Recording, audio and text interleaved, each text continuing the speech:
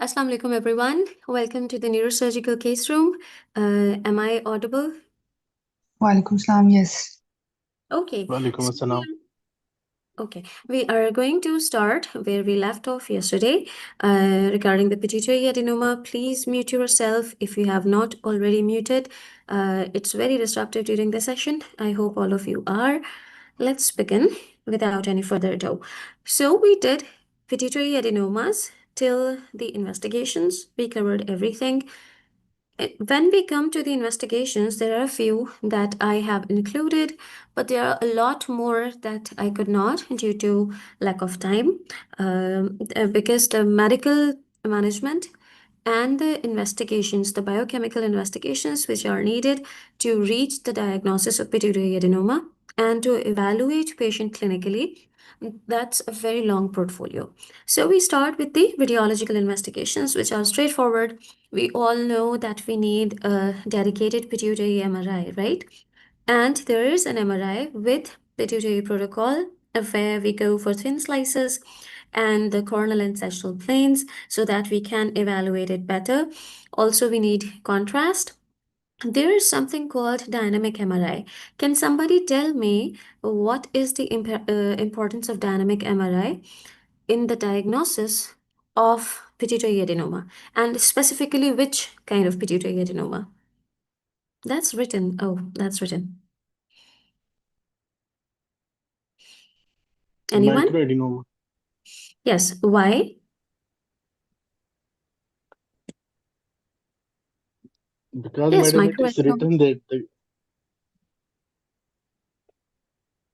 the images Mm-hmm. are taken every few seconds after contrast injection to catch the wash-in phase. Yes, but that's written on the slide. I am asking, why is it more useful for microadenomas?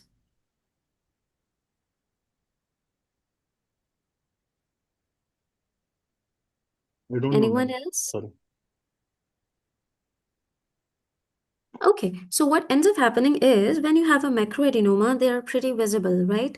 You get an MRI with pituitary protocol, you see an adenoma, and you reach diagnosis. It's pretty conclusive on its own. What ends up happening is when the patient has clinical symptoms, but you cannot see an adenoma, or there is suspicion, but you cannot prove it from the normal pituitary MRI with contrast. So, what ends up happening is you give these patients contrast and they are getting recorded while the contrast is being given. There are probably a few seconds. I don't remember exactly, it's probably 15 to 30 seconds. What ends up happening is this is pituitary gland, this is the normal gland, and this is, let's say, this here is the adenoma. This is the microadenoma. So usually it's not visible. What ends up happening is the normal pituitary gland has it has affected blood-brain barrier. The blood-brain barrier is not intact here, right? It's a porous region. It's one of the few places where the blood-brain barrier is not present in its usual capacity. So what ends up happening is that the contrast goes in pretty quickly and it makes the pituitary gland in itself bright, whereas the adenoma stays dark. So you see this classic appearance on a dynamic MRI. The normal pituitary is going to be hyperintense, it's going to take up the contrast. The adenoma is going to stay dark in the initial few seconds, and this is the time where you need to catch it. Hence, you can diagnose a microadenoma which is not visible on an otherwise normal pituitary protocol MRI. So, what else do we need? We need a CT brain. Am I clear? Was I clear with this? Can you please repeat? Okay, so what ends up happening is there is no blood-brain barrier in the pituitary, in the normal pituitary gland, because the hormonal transport has to occur. There is no blood-brain barrier. So if there is no blood-brain barrier, what is going to happen? The contrast is going to travel to the pituitary gland very rapidly in comparison with the adenoma, right? So when we give contrast and we are recording, if you need to imagine this, you are giving the patient contrast and they are getting an MRI at the same time. That is why it is called a dynamic MRI. the normal pituitary portion takes up the contrast, whereas the adenoma is still dark. Okay, so this method is very specific to identify a microadenoma, because a microadenoma will take up contrast, but later than the normal pituitary. The pituitary is going to take up the contrast first. Am I clear now? Yes. Yes, ma'am. Okay. Yes. Okay, moving on. What are some other investigations? As a surgeon, I would want a CT brain, and specifically with the bone windows, I would want to see the sellar, the sphenoidal anatomy. I would want to delineate all the bony anatomy so that I can plan my surgical corridor and know what to expect during the surgery. CT and MRA can be done if you are suspecting that the lesion is more vascular than it is supposed to be, or if the tumor is encasing the cavernous segment of the ICA that we already did yesterday. So there is a lot more biochemical workup than this, but this is the baseline pituitary protocol. You need an 8 cortisol, you need prolactin levels, free T4 and TSH levels, IGF-1, LH and FSH. Then you need estrogen and testosterone depending on the gender of the patient. For acromegaly, you need to remember that IGF is the best screening tool. It's not diagnostic.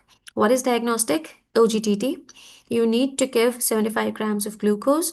If the growth hormone does not suppress even after this loading dose of glucose, then this means the patient is diagnostic for acromegaly. For Cushing's disease, there's an entire panel of workup, but the initial is obviously the 8 cortisol, and then you need the 24-hour urinary free cortisol. Along with that, you might need low dose dexamethasone suppression test. And once you have made sure that there is ACTH dependent Cushing's, then you need to do a high dose dexamethasone suppression test to rule out ectopic ACTH. What is the difference? High dose dexamethasone suppression test, if the ACTH, excess ACTH is from the pituitary, it's going to get suppressed. If the excess ACTH is not from the pituitary and it is from a small cell carcinoma rest or from anywhere else in the body, it is not going to suppress. So low dose dexamethasone suppression test is diagnostic, whereas high dose dexamethasone suppression test is used to rule out ectopic ACTH. Along with that, we also do inferior petrosal sinus sampling. I'll write it here, inferior petrosal sinus sampling. When do we do it?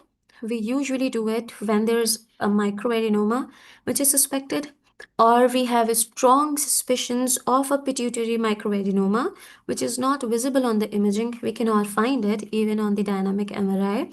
Then IPSS can help us identify it. How do we do that? It's done in the interventional radiologists do it, and they use a catheter via the femoral vein, and then they reach the inferior petrosal sinus, which drains the cavernous sinus. Let's assume this is the cavernous sinus here. This is the pituitary, this is the cavernous sinus. So the inferior petrosal sinus goes like this. The catheter is advanced till here, and a sample is taken both from the right and the left, and then it gets measured. And then there is, I think I have forgotten, there is a drug that is given which is used to see the suppression. So the difference between the right and the left is going to decide whether there is a microadenoma or not. But it is not diagnostic, it's a supportive test. And usually it comes under the domain of interventional radiologists. But you should always know that this is an option.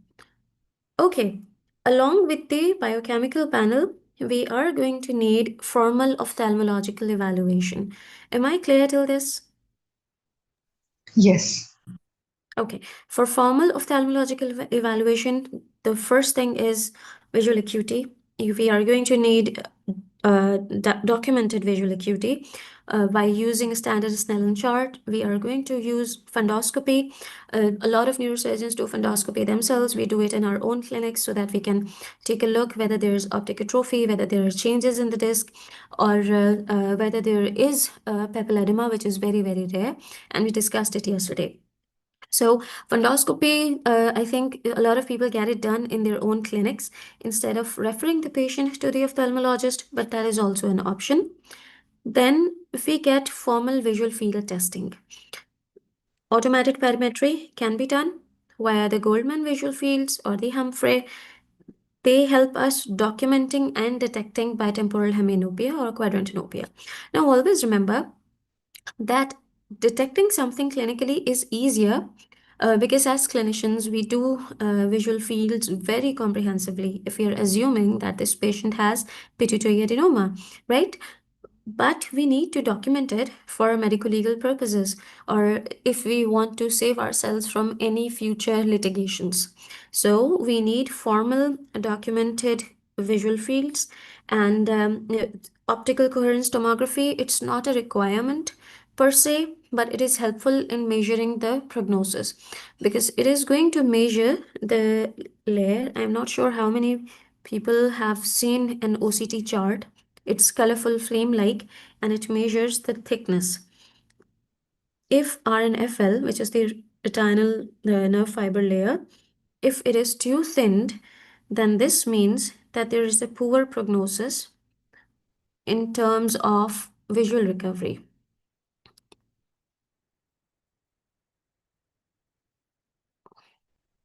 If it is not too thin, that means that the compression has not been there for too long. The prognosis is better slightly. We might expect that some vision might recover later on. But if there has been thinning, then it means that the recovery is not going to be good. So we move on to endonasal transsphenoidal approach for pituitary adenomas. Before we hop on to the surgery itself and the surgical steps, we need to know the relevant anatomy. For any good surgeon, anatomy is their manual navigation. And I think we are all familiar with the types of sellar. Even though they are written here, can somebody just turn on their mic and let me know what are the types of sellar and where can we find which? Mm, Dr. Kawal, pre-seller, seller type Mhm. or concal type and incomplete type of Yes, seller. so there, if we start in terms of pneumatization, we start from the concal type, then we go on to pre-sellar type, then we have the sellar type, and then we have the post-sellar type. I will draw a very rough diagram, even though I have a diagram in the later section, but let's try here. So this is sellar, this is planum sphenoidal, this is clivus, and assume that this portion here below it is sphenoid sinus. So the concal type, I'm going to start with the concal type so that it's easier for you to follow. The concal type is complete bone. There is no or very little pneumatization. This is usually the pediatric type. It's normal in children because pneumatization occurs slightly later in the age group. Hence, the endonasal transsphenoidal approach is not a good approach in children because the the sphenoid sinus is, I am sorry, I think I wrote sellar pneumatization. It's sphenoid sinus pneumatization. So the sphenoid is not completely pneumatized here. It's bone. So what's going to happen is if you take your scope in there, you cannot drill this entire block of bone away. It's going to be really, really difficult. Hence, if a patient has concal type, that is relative contraindication to endonasal transsphenoidal approach. Moving on, let me clear all of this.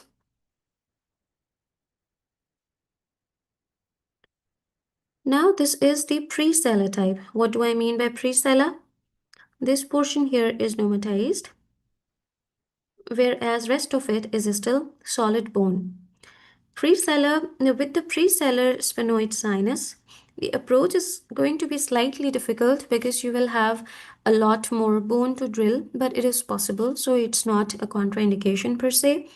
Then we have the sellar type, where there is pneumatization up till sella, and only a small portion behind the sella is not pneumatized. This is one of the most common types. This is the sellar type. What do we mean by post-sellar? I think you all would be very clear. This thing alone is the post-sellar type, where this entire chunk of the bone is pneumatized. Am I clear? Yes. Let's move on to the next slide where there are a lot of pictures. Now you see we have the conchal type. This is type 1. We have the pre-sellar type where there is partial pneumatization, but the pneumatization is in front of the sella instead of under the sella. So the approach is going to be slightly difficult, but it's not impossible. Then this here is technically a post-sellar type, but the diagram said that it was sellar. Ideally, the sellar pneumatization is usually till this region. The posterior portion of it is it's bone, it's bony.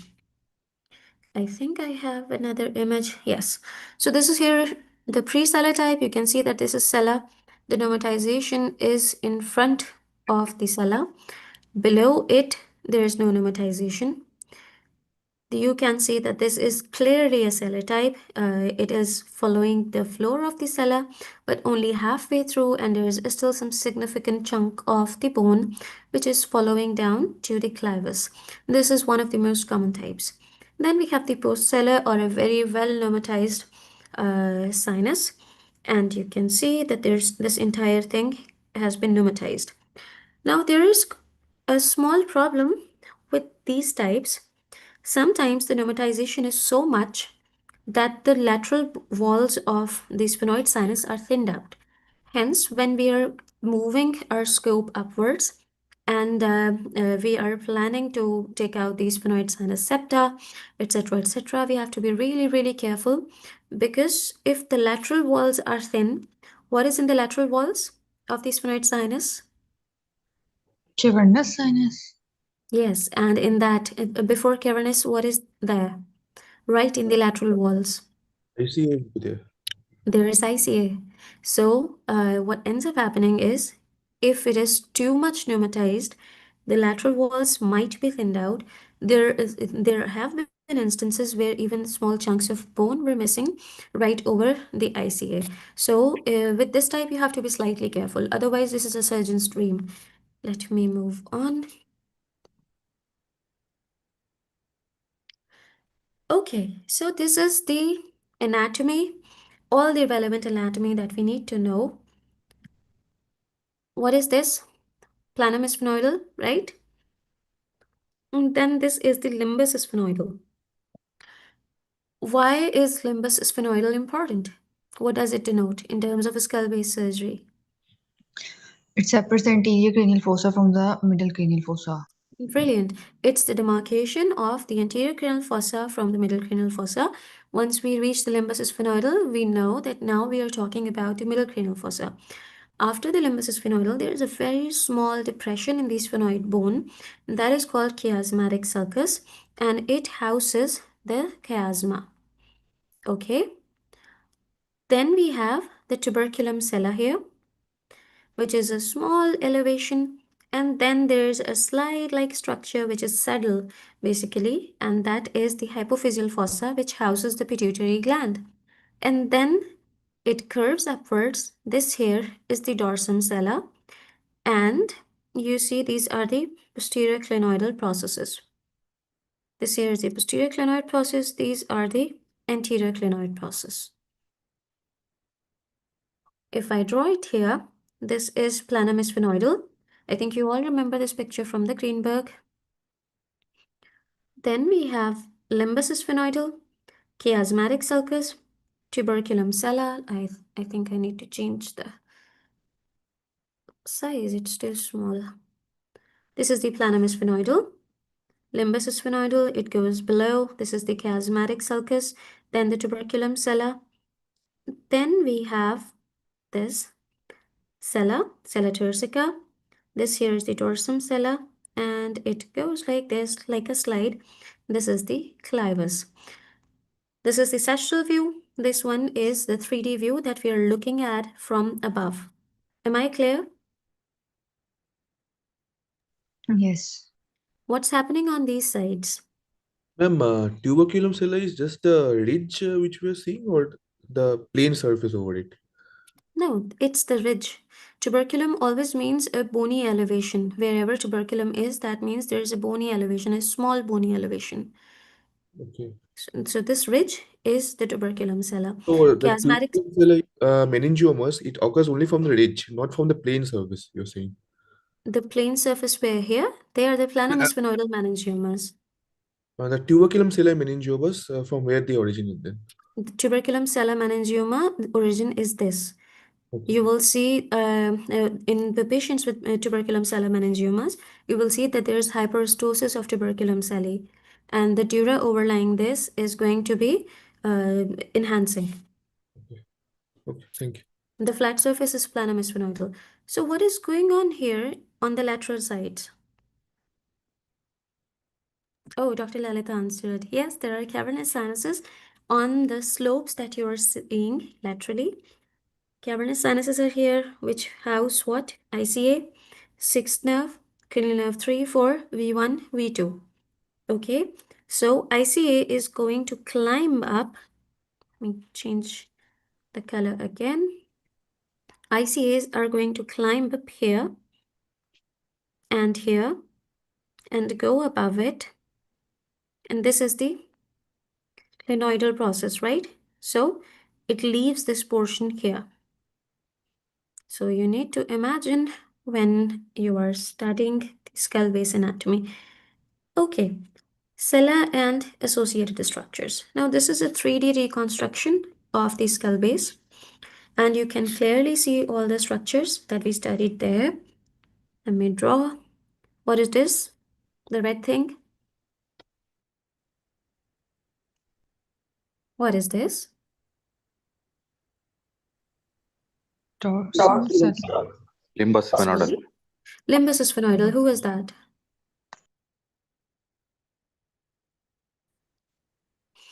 Yes, it is limbus sphenoidal. Whoever said that, they were right. This region here is the planum sphenoidal. This is limbus sphenoidal. This is the chiasmatic sulcus. Then we have the tuberculum sella, and you can see clearly how this is like a protrusion. And from tuberculum sella, there is this circular depression which goes like this. This is the sella, the hypophyseal fossa, or also called sella turcica. And then this is the dorsum sella, and you can see the posterior clinoidal processes. These are the anterior clinoidal processes. On the sides, we are going to have cavernous sinuses here. And along with cavernous sinuses, we are also going to have ICAs here. Then you can see that there's foramen rotundum. So what goes through foramen rotundum? V2. Meningitis. V2. So And what goes through foramen ovale? V3. Meningitis. V3. So they are probably the easiest to remember. Moving on. Are we clear? Are we all on the same page regarding the anatomy? Yes, ma'am. There's a lot more anatomy before we jump on to the surgical phases. This is the sagittal section I was talking about. We have this planum sphenoidal going on. This entire thing is planum sphenoidal. What is this? Where my arrow just went up. This is limbus. Limbus, then, in fact, this entire thing is chiasmatic sulcus. And then we have tuberculum sella, sella turcica, goes up, dorsum sella, down on a slide, clivus. And here we have sphenoid sinus. What type is this? Sellar. This is Oh. presellar. That's right. This is just a zoomed in view of the previous image. But what is the difference? What type of sella is this? So I keep saying this sella. This is sphenoid sinus. So Post what sellar. is this? This is first sellar sphenoid sinus, and rest of the structures remain the same. Limbus sphenoidal, chiasmatic sulcus, tuberculum sellar, then sellar, then dorsum sellar, and then a slide which is called clivus. Okay, why do you think is this picture important?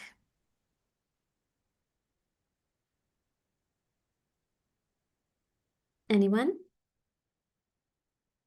For surgical point of view, Yes, from surgical point of view, you need to have a rough idea in terms of, just give me a minute, in terms of what to expect when you're taking in your scope. So we are going to start from here. You see the turbinates, the middle turbinate, the superior turbinate, which is not completely visible. This here is the superior turbinate. I included this image because I wanted to show you the sagittal view. If you see, there is choana here. Please mute yourself.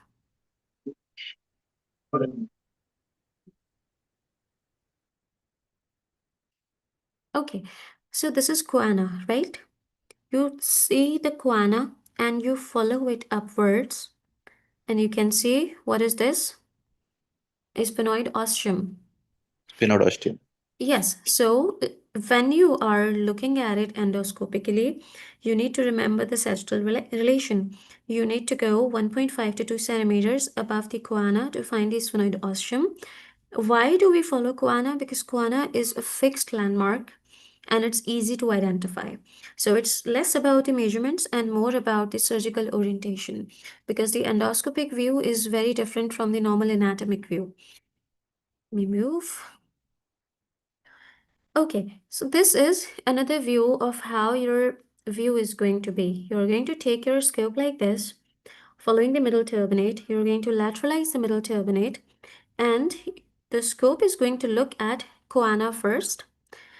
Once you locate the choana, you have to look above 1.5 centimeters roughly, and you will find the sphenoid ostium. This is the sagittal view, whereas this here is the view where you're going to find the view that you're going to find endoscopically. You see the choana, you follow it upwards, and there is a sphenoid ostium, and we take away some mucosa from here, and then we enlarge this ostium and make sphenoidotomy. Am I clear till here? yes. Okay, moving on. So this is a coronal view, and you can see that there is choana bilaterally, and just above it we have the sphenoid ostium. And imagine that you're breaking these bones, these here, and the visualization of sphenoid sinus will be complete from here. What do you see here? Which artery is this? I guess this is I've forgotten myself. That's internal maxillary artery ending as a No, no, no. sphenoid. No, no, no, it's not. It's It's not. Spinopalatal artery. Sorry? Spinopalatal It's artery. Could be sphenopalatine. I don't remember exactly. I'll check and let you know. Okay. no, that's Yes, coming this from is the simplified. infratemporal fossa. It's coming from the infratemporal fossa, right? That's Just a below the IMA V2. ending as a sphenopalatine artery. Yes, it could be. Could be sphenopalatine. Moving on. So we have these phases for endonasal transsphenoidal approach. We have the nasal phase, the easiest. Then we have the sphenoid phase, the sinus that I keep forgetting the name of for some reason. Then we have the sellar phase, then the tumor remover, and then the hemostasis and reconstruction. Now, reconstruction is something that varies from case to case, depending on the lesion, depending on the surgeon, and how much damage has been done during the surgery. So, let's start from the beginning. How do we position the patient? Patient is supine. There are surgeons who like to turn the head towards the patient. Whenever I have assisted these cases, I have never liked turning the patient. Midline is the best thing that you can do because it keeps the orientation in the natural plane. You give general anesthesia, ETT has been done, then the head is secured, and then the head can be slightly extended to facilitate the alignment. And it can also be turned slightly towards the surgeon, but that is surgeon's preference. Usually the endoscope screen is at the head of the table. Please mute yourself. I'm saying this for the last time, otherwise I will unfortunately have to remove you from the meeting. It's very disruptive. There are surgeons who use image guidance. There are surgeons who also use neuronavigation even while doing endoscopy in order to better visualize and better plan the surgery. In our setup, we have always used endoscopy. I'm not aware about other institutions. It will obviously vary from institutes to institutes depending on the kind of resources that are available there. So we paint and we drape, and then we put these adrenaline soaked plagets inside the nasal cavity to obtain as much decongestion as possible so that while we are doing the nasal phase, there is lesser bleeding. Am I clear till here? Yes. Yes, ma'am. Okay. So I think Dr. Sana asked this question before. Where do we use 0 degree and where do we use 30 degrees? So a 0 degree endoscope is the workhorse. Specifically in the endonasal transsphenoidal approach, it's the workhorse. We use 30 degrees when we have to check the lateral recesses. And there are surgeons who do extended approaches, so they also use 70 degrees. But 0 degrees is your bread and butter. You introduce a 0 degree endoscope, and it is green. It's green in the color, by the way. You introduce it in the nasal cavity. Depending what method you're using, there is single nostril corridor and then there is binostril corridor. I have always seen the binostril corridor, so I am not very familiar with the uninostril corridor. So we lateralize the middle turbinate to widen the corridor, and then we expose the posterior portion of the nasal septum, and at this point we can raise a flap. I'm going to show you the pictures ahead. We can raise a Haddad flap, which is a pedicle flap based on the sphenopalatine artery, and do a posterior septectomy at the same time to create a binostril working corridor. There are images ahead, so if you don't get the textual description, that's okay. You can see. Let's start from here. This is how you are going to introduce your scope.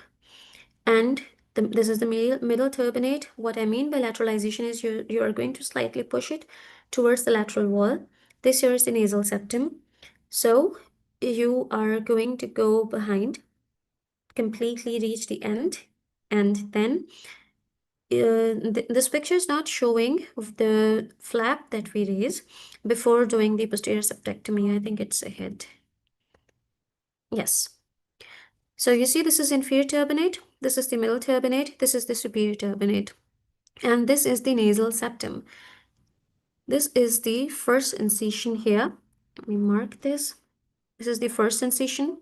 This is the second incision, and this here is the sphenopalatine artery, which is going to be the base of this pedicle. Then we join these two incisions using this third one, and then we end up flipping this flap here, so that it can be stored safely and does not come in the way of the surgeon. Am I clear? Are you all clear with how a flap is raised? Ma'am, the medial extent, like the first and the second incision, how can we be sure of? We cannot be sure. It's just that the first incision is on the inferior side towards the choana, right? And the second incision is towards the sphenoid ostium. Choana is a very good landmark because it will keep you oriented during an endoscopic approach. So the first incision is going to be here. Okay, we'll just And extend from medial to lateral, away from the yes, choana. yes. And then we have the second incision, and then we end up joining it, and then we flip it off. I don't know what you exactly use for taking off the mucosa away from the bone. I think I have a picture somewhere here, or probably I did not include it. Yes, we did. So we end up removing the mucosa very gently away from the nasal septum, and we flip it on the other side. You will have to imagine that this is flipped here, and then this posterior portion here is the bone. This is the posterior nasal septum, which is punched away, and once it's punched away, the view is going to be like this. Let's go back to the previous slide so that it will all make sense.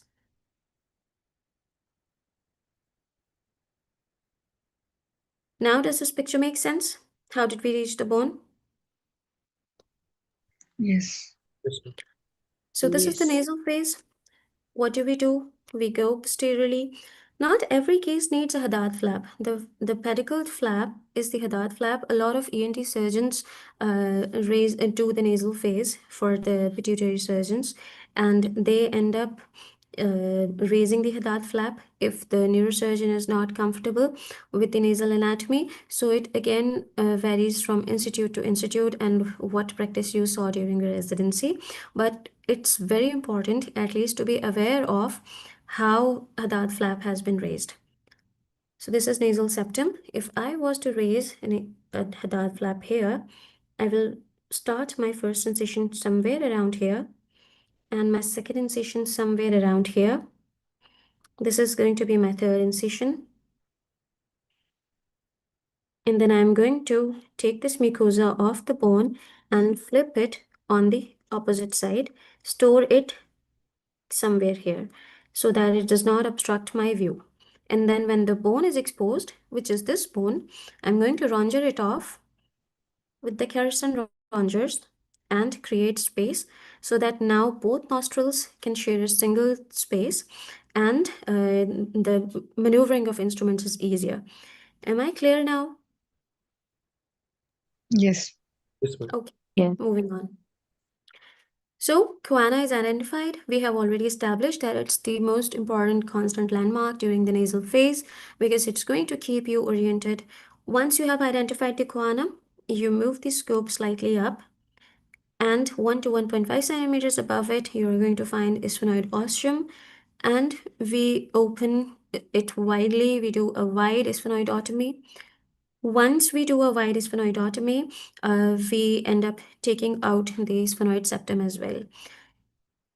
So in the cases where you are suspecting that a high flow CSF leak will occur, especially where there's already sellar erosion, sellar floor erosion, or if the adenoma is huge and you're suspecting that while you will take the tumor out, there might be the arachnoid layer might be compromised and there would be a high flow CSF leak.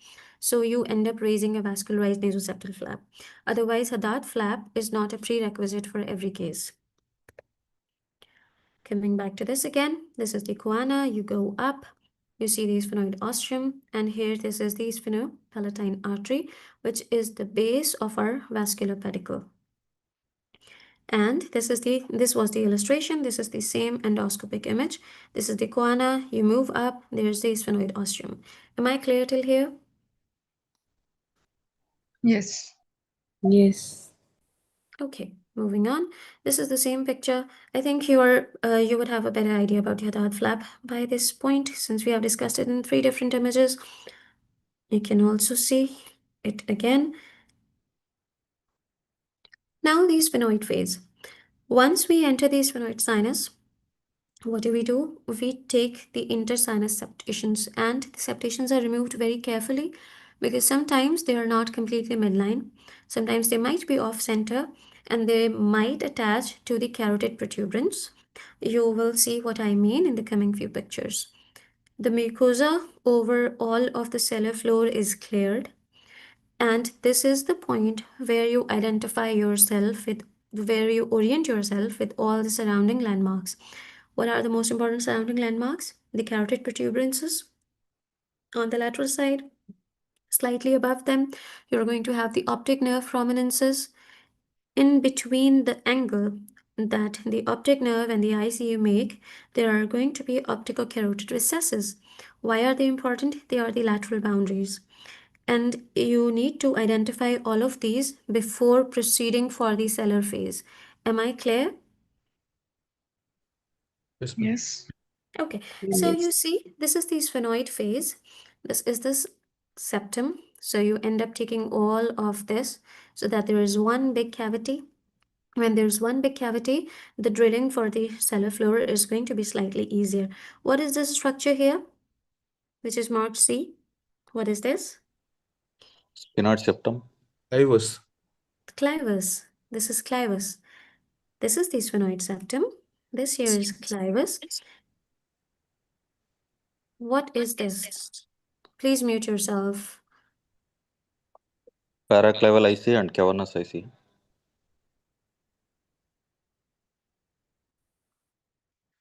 Yes, this is paraclival ICA and cavernous segment of the ICA that you see here. What do you see here? Optic nerves? Optic nerve, intraforaminal Yes. segment. These are the optic nerves. Between these, there is a small space which is called what? Lateral opticocarotid recess. Yes, these are the opticocarotid recesses. This one is the right one, this one is the left one. And these are your lateral limit to drill the sellar floor. What is this above? Planum sphenoidal. That's right, they are planospheroidal. So we identify all these landmarks when we are doing this sphenoid phase. Once we have identified, we can begin rongering the sphenoid septum. Once we have rongered it down, I'll show you the next image where there is no septum. So now you see there is no septum here in the midline. And this is the sellar floor, which is the prominent bulge right in the center of your operative field view. Below it, there's going to be clivus. Why? If you all remember the lateral landmarks, it's not going to be a problem. This was sellar, this was clivus, this was planum sphenoidal, this was chiasmatic sulcus, which meant that optic chiasm is just here. Hence, the optic nerves are going to be right here as well. And below sellar, what is going to be? There's going to be clivus. This is the sagittal view. You need to reimagine this in the coronal section. In fact, this is the anterior view.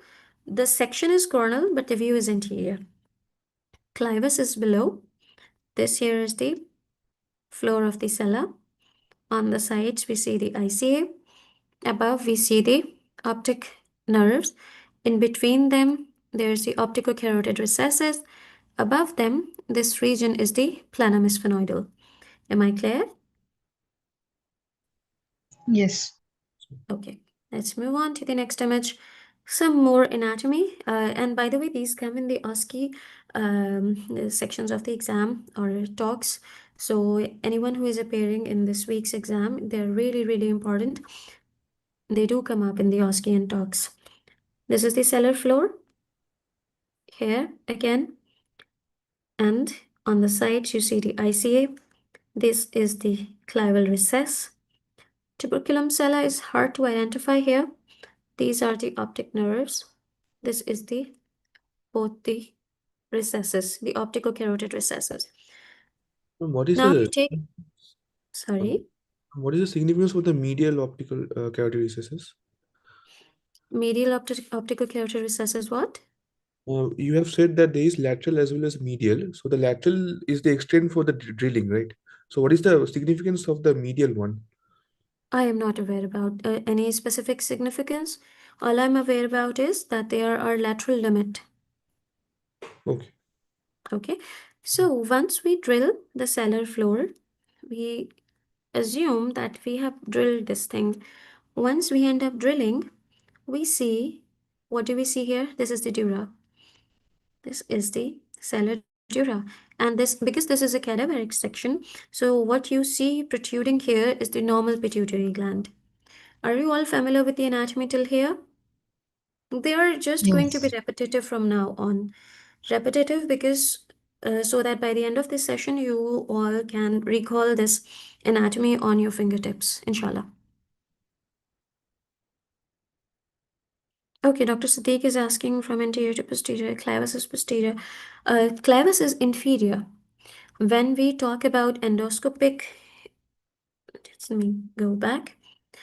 When we talk about endoscopic orientation, you need to imagine that how I am looking right now is my scopes view. So once my scopes view is like this, clivus is going to be below. It's going to be below the sellar. The reason we discussed it so much, let me redraw this. you go like this, right? So once you're coming in with your endoscope like this, you take away the sellar floor. In fact, you first take away the phlorophysphonoid sinus, and clivus is inferiorly. There is no anterior and posterior here. Clivus is inferior. Are you clear, Dr. Siddiq? Okay, moving back to the image viewer. This is after complete removal of the bone of all the surrounding structures so that you can visualize them better.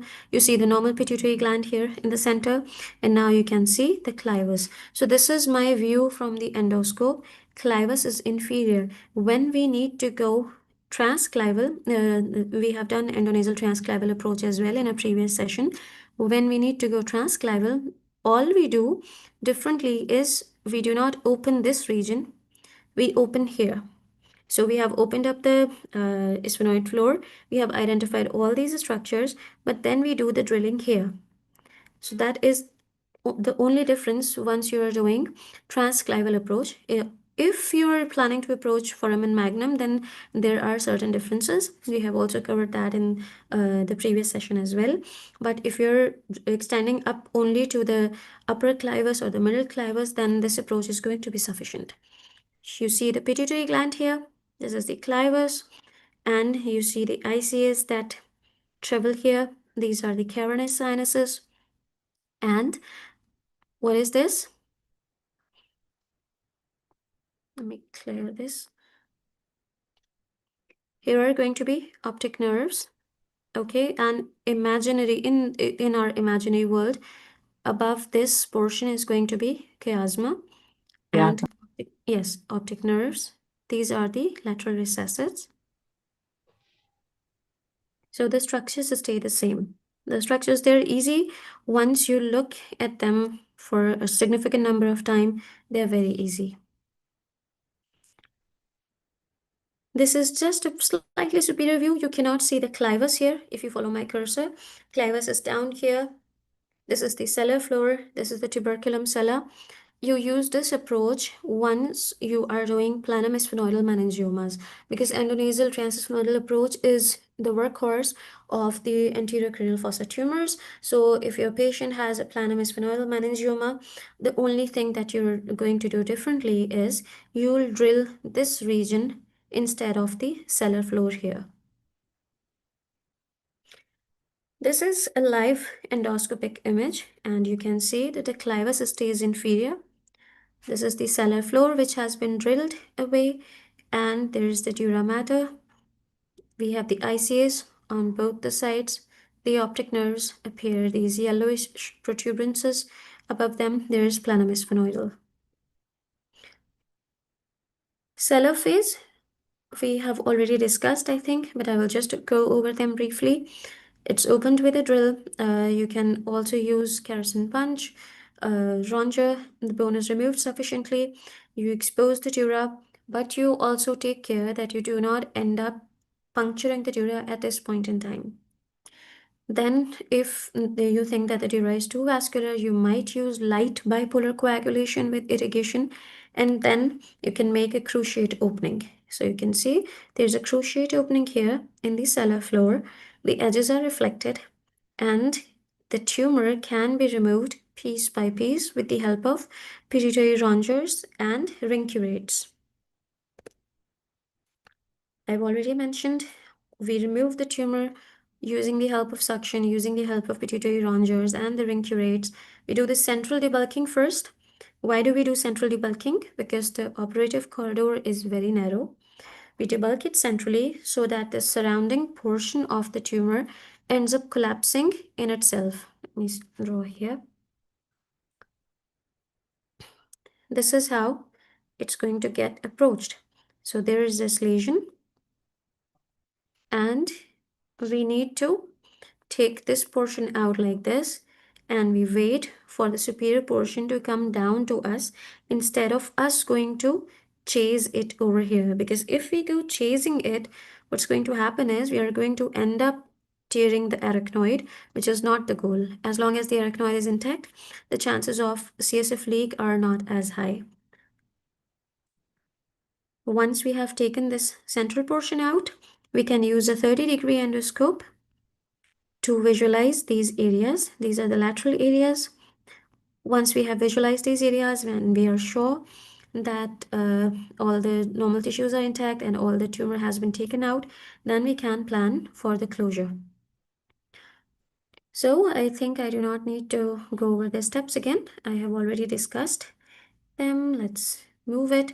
I will share the PPT for all those who want to go over the steps. If there is a medial cavernous sinus extension, first of all, let's understand that if there is a cavernous sinus extension, then by definition, the tumor is not going to get resected completely. Subtotal resection is going to be the goal here, and then you are going to send the patient for post-op radiation. But you can take some portion of the tumor from the medial cavernous sinuses with the help of the lateral scopes like 30 degrees or 70 degrees. But you have to be very, very, very careful, and it varies case to case. So this is how we remove it during surgery with the help of ring curates. And I wanted to include the endoscope pictures so that all of you get a refresher. 0 degrees is green, a 0 degree scope is green, and that is the main workhorse. Then we have the 30 degrees scope, which is red. That is used to identify any leftover residual tumor in the lateral recesses. And then 70 degrees is not the norm for endonasal transsphenoidal for pituitary adenomas. But if you're doing extended approaches like the transclavial approaches, then 70 degrees might have a use. So these are some indications. When do we use 30 degrees? When we want visualization of suprasellar extension, we already discussed that. When we want to inspect the undersurface of diaphragma sella, when we want to assess the medial cavernous sinus, and we want to see if there are any residual lesions within the superior and the lateral recesses, or if there is already CSF leak and we want to identify the exact site. So a 30-degree scope is used for angle visualization, and you want to see if there is any residual tumor left behind. Am I clear till this? Yes, thank you. So we have 70 degrees, which is rarely used in transsphenoidal. But if you're doing an extended endonasal transsphenoidal approach for other lesions, or if your pituitary adenoma is huge and you're planning to take it out completely via only using the endoscopic approach, then 70 degrees comes in handy. It provides maximum visualization, but the problem is that because the view is so angled and so steep, you do not get enough working capacity. So it's very good for a view, but to work with it is slightly difficult. When do we use it? When we want to visualize the undersurface of chiasm, the retrochiasmatic spaces, the high suprasellar regions, when we want to visualize far lateral cavernous sinuses, uh, or if we are assuming that there is CSF leak, which was still not visible with a 30-degree scope. So once the tumor has been removed, we secure hemostasis like in any other surgery. Bipolar is your best friend, but bipolar is also your worst enemy, so we have to be very gentle with it. And if there is tumor which is adherent, we do not use traction. We take it out piece by piece. If you end up applying traction on a pituitary adenoma, which is not coming out, you don't know what is adherent behind that particular dura or arachnoid. So you have to be very careful. Operative cavity is inspected for residual tumor, bleeding, and CSF leak. How do we do the reconstruction? Now, the reconstruction varies case to case. If it's a straightforward case, there was no CSF leak during the surgery, and you are 100% sure that the arachnoid was intact, then a simple closure with fat graft fascia can be enough. If you want to use a fibrin glue, you can use a fibrin glue. For the high flow leak or for the tumors which were huge and there is a large arachnoid effect, if you all remember, when we did the transclavial approach, there was a multi-level reconstruction method, which was inlay, onlay, fat graft, flap, and then fibrin glue. Do you remember this, or do I need to go over it again? Yes, ma'am. What do I mean by inlay? I mean by inlay that this is the edge of the dura. And where am I going to place the graft? I'm going to place the graft in a way that the edges are tucked inside the dural edges, so that if there is any pressure from above of the CSF, then it just ends up getting well approximated with the already existing dura. This is the onlay graft. Then we use and this was the inlay graft. Then we use an onlay graft. We can use artificial dura, we can use periosteum, we can use fascia lata. It varies case to case.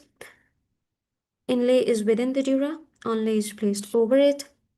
Then to kill the empty space, we use a fat graft. And after the fat graft, we can place the pedicle flap, which was the Haddad flap here.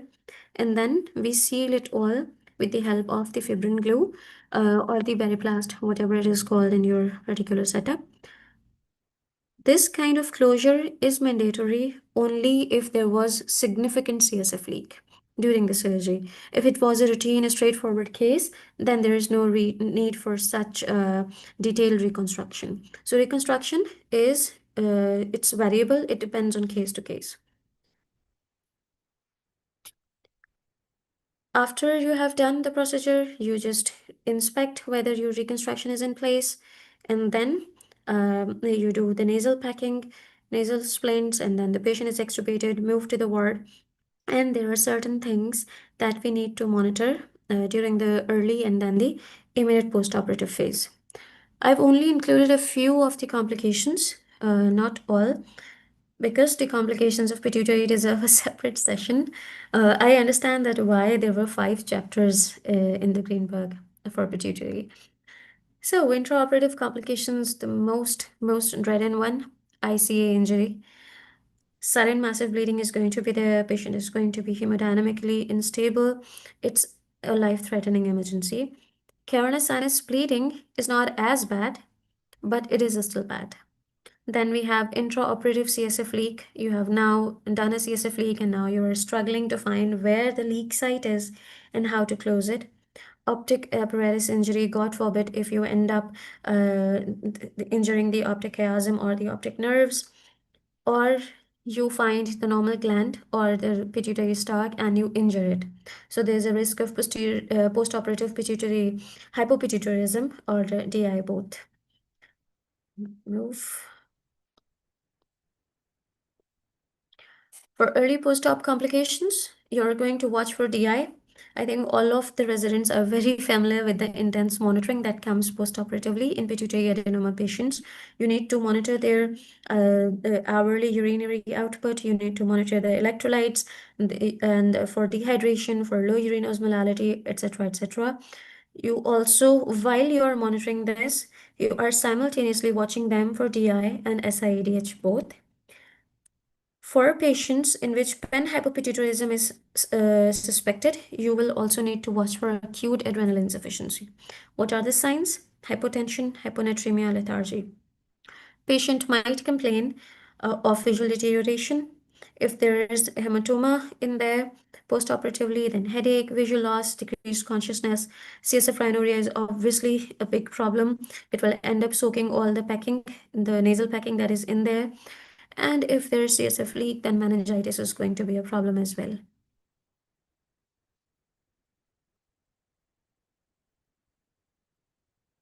Okay, Dr. Lalita is asking, is there any way to identify the normal pituitary gland during the surgery? The consistency is different. The consistency is very different. Normal pituitary is going to look very different, and the pituitary adenoma is going to look different.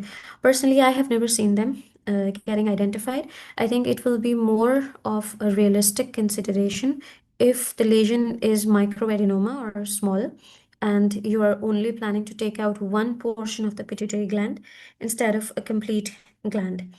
Otherwise, in large pituitary adenomas, which usually were the cases in our setup, normal pituitary is really, really hard to identify. Okay, so we have late complications, persistent hypopituitarism, permanent DI can be there, delayed CSF leak can be there, tumor recurrence, chronic sinusitis, anosmia. The only complication that we are going to discuss in detail, since we are running out of time again, management of IC injury. This does not happen every day, but it frequently comes up in exam discussions and in round discussions as well. And as a surgeon, you should be prepared for the worst. So you should have an idea how and what to do once this happens. So the first key point is to maintain the visual control. You need to see where the injury happened, avoid blind section. What is one thing that is going to temporarily stop the bleeding? That's going to be a muscle patch. So you need a muscle patch, ideally from the temporalis, or there was a very famous neurosurgeon who once said that they use it from the thigh, and they use that muscle patch and they apply it directly over the defect so that it reinforces the wall of the ICA, and then over it you can put soaked plagets with the adrenaline. Then you have to alert your anesthesia, ask them to resuscitate the patient, place a wide bore cannula, secure IV access, replace the blood if need be, and controlled hypotension. Why controlled hypotension? Because if patient is going to get normotensive or hypertensive, then they are going to lose even more blood than they are already losing. So controlled hypotension. And you have to abort the procedure right then and there. Pack it like your life depends on it, and then you call your endovascular team to identify and to manage it afterwards. We have options like stenting, we can coil it, and the last resort is vessel sacrifice after the balloon test. Let me change the slide. If the bleeding is controlled temporarily, you still have to proceed endovascularly. You will need an angiography. You will need an endovascular treatment, because if you don't end up managing it, it might lead to a pseudoaneurysm formation.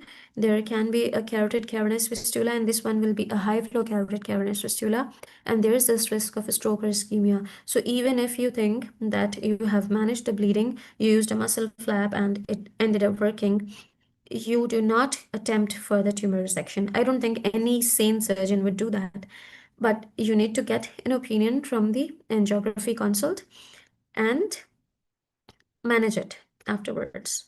So that's a wrap for 2 very long sessions of pituitary adenoma, and I'm aware that there's still a lot of stuff that was left behind, but pituitary needs a week probably instead of only 2 sessions. Thank you so much, everyone. Please leave questions on the WhatsApp group. I'll try getting back to them. I will have to call it a day today. Thank you so much for joining. I'll leave the unedited live link, and then you can all probably follow up with the recorded session. Thank you.